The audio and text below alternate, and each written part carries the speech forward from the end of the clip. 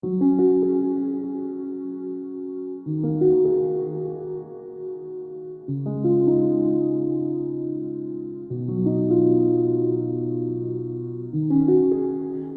unos días os presentamos la reflexión de la Cena del Señor. Recordar que estamos en la Semana Santa. Quizás cuando escuches esta reflexión, esta fiesta, estos días festivos, habrán terminado. A lo mejor la reflexión la escuchas en verano o en invierno. Esta reflexión vale para cualquier momento, para cualquier día del año. Acompáñame. Vamos a meternos en la máquina del tiempo y con Jesús vamos a ese momento al huerto de Getsemaní. Hemos estado en la cena, ha estado con nosotros Jesús, o mejor dicho, nosotros hemos estado con Jesús y también con los discípulos. Hemos visto cómo Judas Iscariote mojaba el pan y vimos cómo Satanás entraba en él. De hecho, la palabra de Dios, los evangelios, en Juan y en Lucas, menciona dos momentos donde Satanás entra en la vida de Judas. El corazón de Judas estaba inclinado al mal, por eso Satanás entró en su vida. En Juan se menciona que Judas estaba hablando con los fariseos de cómo entregar a Jesús. Y en ese momento dice la palabra que Satanás entró en él. Ahora, en este momento de la cena, al dar el bocado a ese pan, después de haberlo mojado en el plato de Jesús, dice la palabra que Satanás entró en su vida también. Lo puedes leer. Lucas capítulo 22, versículo 3.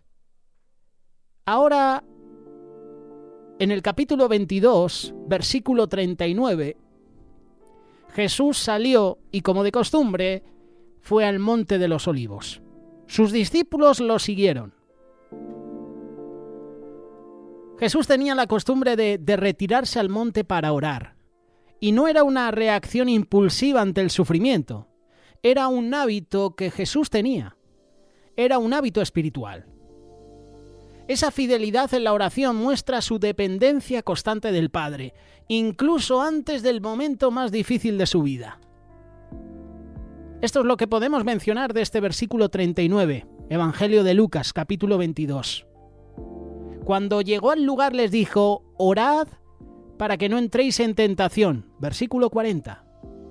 Es decir, que Jesús está advirtiendo a sus discípulos de un peligro espiritual inminente. No dice, orad para que no sufráis. Jesús dice, orad para que no caigáis o no entréis en tentación. Jesús nos está enseñando que la oración es clave para resistir el pecado, especialmente en tiempos de prueba. Él, continúa la palabra diciendo, se apartó de ellos como a un tiro de piedra y puesto de rodillas oraba. Jesús se distancia un poco, no demasiado. Y aquí vemos cómo Jesús muestra su deseo de intimidad con el Padre. Su humanidad necesita consuelo. El hecho de que se arrodille muestra reverencia, muestra angustia, muestra una posición de total humildad. Este es un ejemplo para nosotros. Yo creo que deberíamos copiar el ejemplo de Jesús en todo. Si Jesús se arrodillaba ante el Padre en oración, nosotros también lo tenemos que hacer. Cuando vayamos a entrar a la presencia de Dios tenemos que mostrar reverencia. Tenemos que mostrar una posición total de humildad. Yo creo que eso a veces nos falta.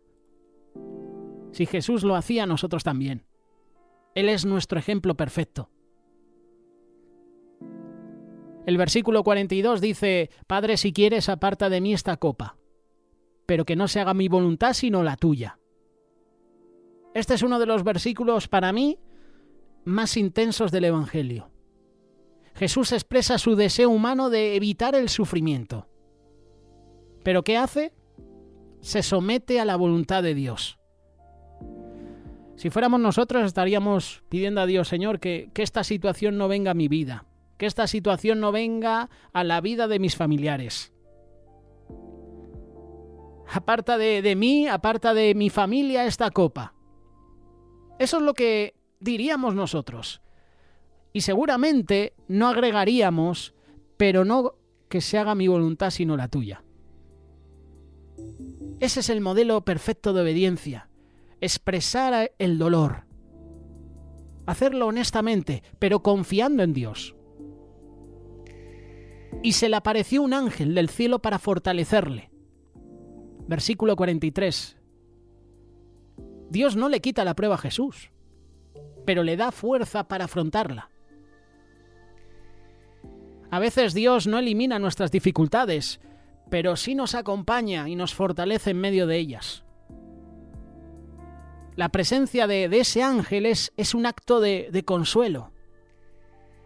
No le quitó la prueba a Jesús, pero ese ángel le fortaleció. Y estando en agonía, oraba más intensamente y era su sudor como grandes gotas de sangre que caían hasta la tierra. Aquí vemos el sufrimiento físico y emocional de Jesús. El término agonía, buscándolo en internet, refleja su lucha interna. Dice la palabra que su sudor era como sangre, o sea, sangre. Y eso puede interpretarse literalmente o como una metáfora de su gran angustia. La intensidad de su oración va creciendo con ese dolor. ¿Te imaginas sudar sangre? Cuando se levantó de la oración y vino a sus discípulos, los halló durmiendo a causa de la tristeza. Los discípulos, abatidos por la tristeza, no pueden mantenerse despiertos. Jesús estaba luchando espiritualmente y ellos, que deberían haber estado orando, se duermen. Muestran la fragilidad humana, incluso los discípulos, los más cercanos a él. Jesús les dijo: ¿por qué dormís? Levantaos y orad para que no entréis en tentación. Versículo 46. Lucas capítulo 22. Jesús repite la misma exhortación que al principio: orad para que no entréis en tentación. La oración es la clave para estar preparados frente a las pruebas. A pesar del abandono, Jesús sigue enseñando, sigue cuidando a sus discípulos. Jesús sabía que en un ratito esos discípulos le iban a traicionar. No solo Judas traiciona a Jesús, ¿eh? Los discípulos también lo hicieron. Pedro traicionó a Jesús. Le dio la espalda. Negó que le conocía. El resto de discípulos traicionó a Jesús, le dejaron solo, le abandonaron, salieron corriendo. Y así va a suceder en los tiempos finales. Cuando venga el anticristo, muchos que ahora van a las iglesias, que comparten la palabra, que alaban, que gritan gloria a Dios, que les ves en primera fila, cuando venga la persecución serán los primeros que nieguen a Jesús, serán los primeros que abandonen a Jesús. Por eso, qué bueno que pidamos al Señor que nos fortalezca en todo momento, para que no le traicionemos, para que soportemos la prueba.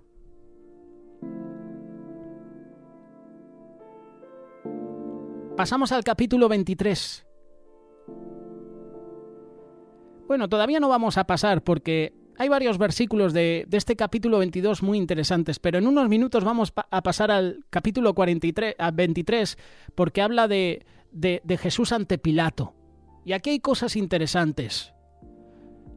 La última reflexión que haremos, esta es una entrega de 3 partes: la cena del Señor, la escena de Jesús en el huerto de Getsemaní con Jesús ante Pilato y ante los fariseos, y después viene esa crucifixión y resurrección de Jesús. En ese momento en que Jesús está con sus discípulos, versículo 47, mientras aún hablaba, se presenta una turba.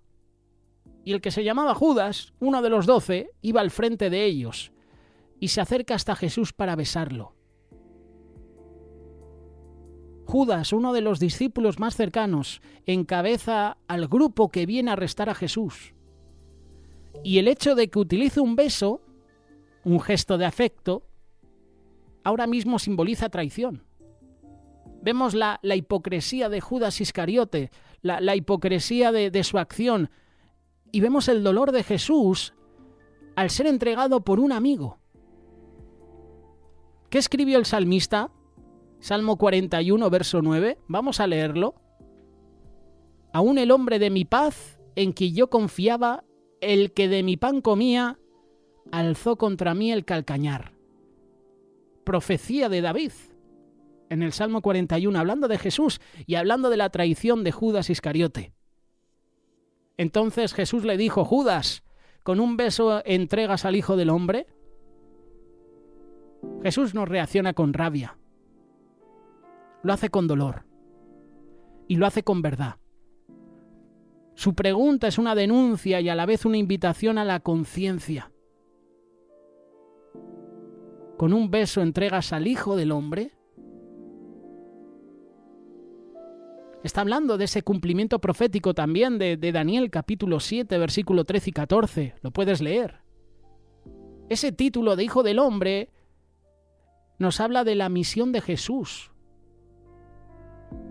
de venir al mundo por ti y por mí. Cuando los que estaban con él vieron lo que iba a suceder, dijeron: Señor, ¿heriremos a espada? Y uno de ellos hirió a un siervo del sumo sacerdote y le cortó la oreja derecha.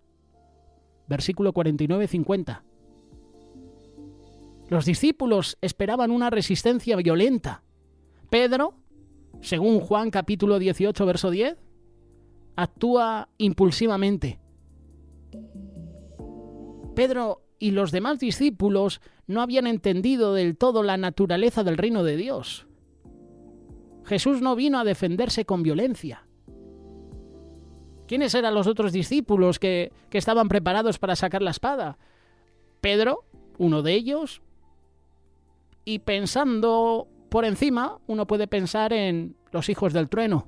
Sí, esos dos discípulos que entraron en una ciudad de Samaria, en un pueblo, y dijeron: Señor, ¿quieres que clamemos a Dios para que envíe fuego del cielo y los consuma a todos? Pues seguramente serían esos discípulos. A lo mejor sería Tadeo. A lo mejor sería alguno de los celotes, como Simón. No lo sé. Pero lo que hacen es prepararse para luchar. Estaban a punto de sacar las espadas. Y Pedro las saca.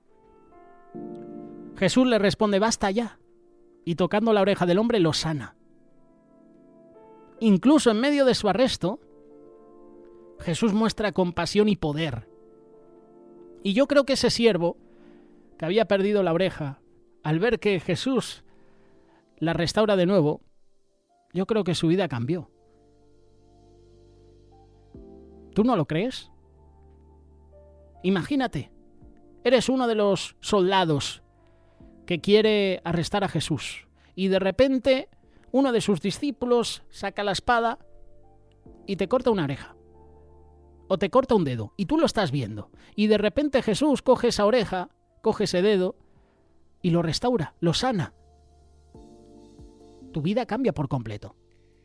Tú ya no eres incrédulo. Tú empiezas a creer. ¿Cómo es esto posible? Yo creo que ese siervo, Malco, cambió. No se le menciona más. Pero Jesús, siempre que tenía un encuentro personal con una persona, siempre que hacía un milagro, esas personas que recibían el milagro, sus vidas eran cambiadas. Jesús sana al enemigo. Y eso revela su amor incondicional. Es un acto que demuestra quién es realmente el agresor y quién el pacificador. Jesús dijo a los principales sacerdotes, a los jefes de la guardia del templo y a los ancianos que habían venido contra él: como contra un ladrón habéis salido con espadas y palos. Ya estaban cometiendo delito estos fariseos y estos romanos, sin testigos, en la noche. Cada día estaba con vosotros en el templo y no extendisteis las manos contra mí, mas esta es vuestra hora y la potestad de las tinieblas. Jesús aquí denuncia esa hipocresía del arresto nocturno secreto. declara que ahora reina la hora de las tinieblas, es decir, el tiempo de mal permitida por Dios para cumplir el plan. Y prendiéndole le llevaron y le condujeron a casa del sumo sacerdote, y Pedro le seguía de lejos. Lucas capítulo 22, verso 54. Jesús es llevado al juicio religioso. Y Pedro, que antes había prometido seguirlo hasta la muerte, ahora le sigue de lejos. Tiene miedo, está confuso. Es un momento de crisis para Pedro. Y habiendo encendido fuego en medio del patio, versículo 55 en adelante, y sentándose todos alrededor, se sentó también Pedro entre ellos. Pero una criada, al verle sentado al fuego, se fijó en él y dijo: también éste estaba con él. Pero él, Pedro, lo negó diciendo: mujer, no lo conozco. Pedro niega a Jesús por primera vez y cumplió la profecía de Jesús, versículo 34. El miedo lo lleva a mentir. Reacción, por cierto, humana. Jesús está siendo juzgado y Pedro también, aunque de otro modo.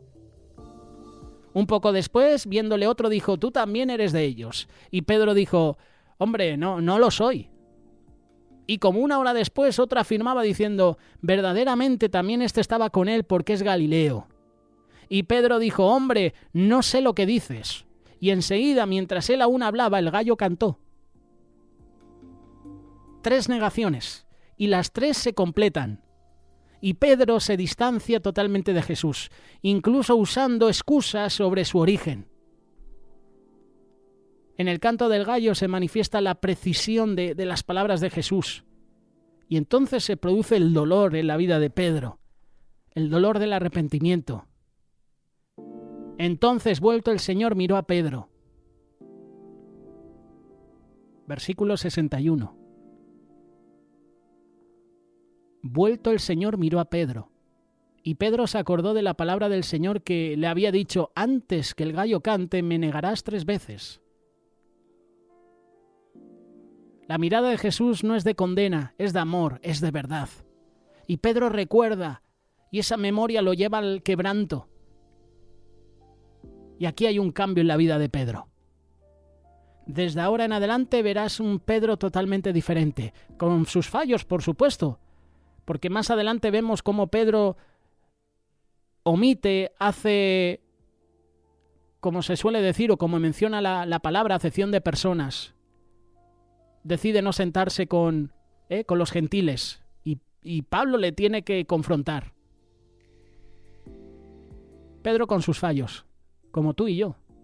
Pero vemos aquí un Pedro totalmente diferente, desde este momento. Y Pedro, saliendo fuera, lloró amargamente.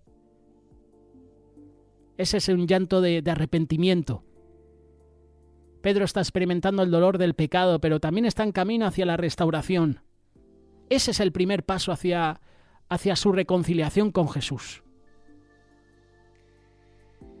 Versículo 63. Los hombres que custodiaban a Jesús se burlaban de él y le golpeaban. Le vendaban los ojos, le golpeaban en el rostro y le preguntaban diciendo: profetiza, ¿quién es el que te golpeó? Y decían otras muchas cosas injuriándole. Aquí comienza ya el sufrimiento físico de Jesús. Vemos cómo los soldados lo humillan, lo torturan, se burlan de su condición de profeta. Vemos una escena cruel, pero también el cumplimiento de la profecía de Isaías, capítulo 53, versículo 3 en adelante. Cuando era de día, versículo 66, se juntaron los ancianos del pueblo, los principales sacerdotes y los escribas, y le llevaron al concilio diciendo, ahora lo leeremos, porque lo que viene es muy interesante. Comienza el juicio formal ante el Sanedrín. Aunque ya habían decidido condenarlo, intentan mantener una apariencia de legalidad. La luz del día ya está contrastando con la oscuridad de sus intenciones. Vemos la hipocresía de estos fariseos, una vez más. Fariseos arrogantes, fariseos totalmente endemoniados.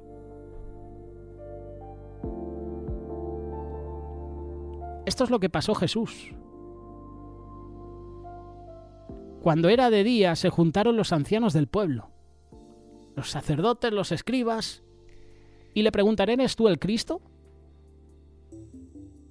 Y Jesús les dijo: si os lo dijere no creeréis, y también si os preguntare no me responderéis ni me soltaréis.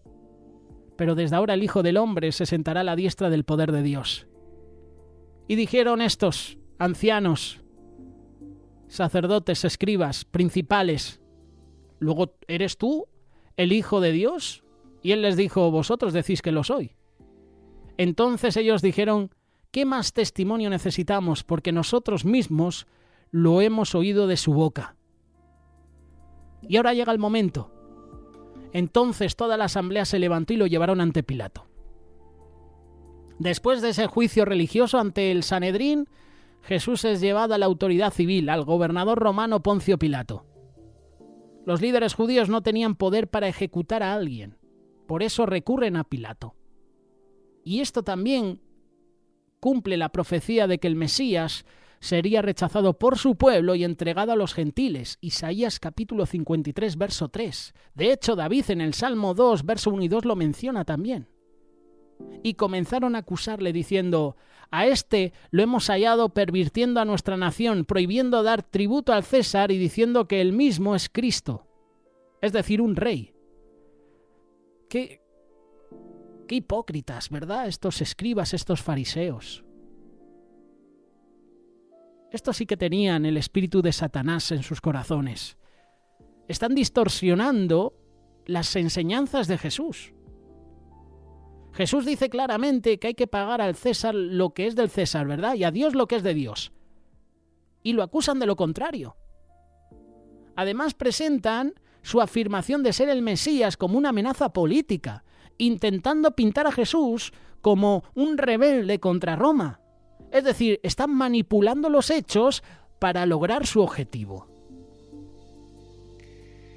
Entonces Pilato le pregunta, versículo 3, Lucas capítulo 23, ¿eres tú el rey de los judíos? Y respondiendo Jesús dijo: tú lo dices. ¿Pilato qué hace? Pilato se enfoca en la acusación política, en el supuesto título del rey de los judíos. Y Jesús responde con una frase que confirma, pero también deja lugar a interpretación. Tú lo dices. No niega su identidad, pero no afirma ser un rey terrenal en el sentido político que implicaría una amenaza al imperio romano. Jesús es un rey espiritual. Pilato dijo a los principales sacerdotes y a la multitud: ningún delito hallo en este hombre. Pilato, tras interrogar brevemente a Jesús, concluye que no hay base para condenarlo.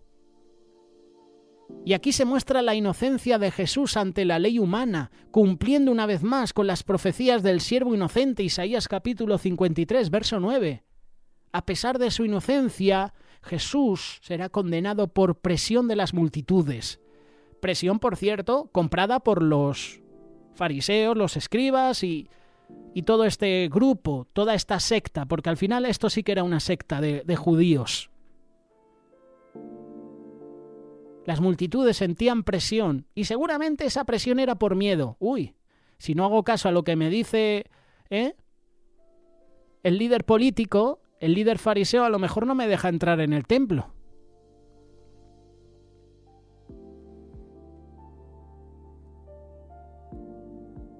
Vemos cómo la verdad puede ser distorsionada cuando el poder, el miedo o el orgullo están en juego.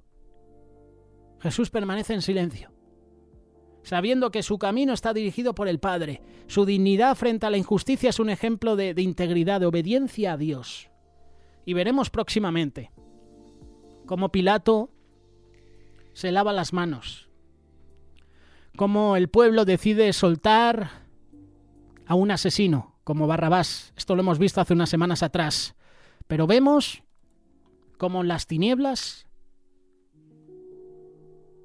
van obteniendo poco a poco la victoria. Pequeñas victorias.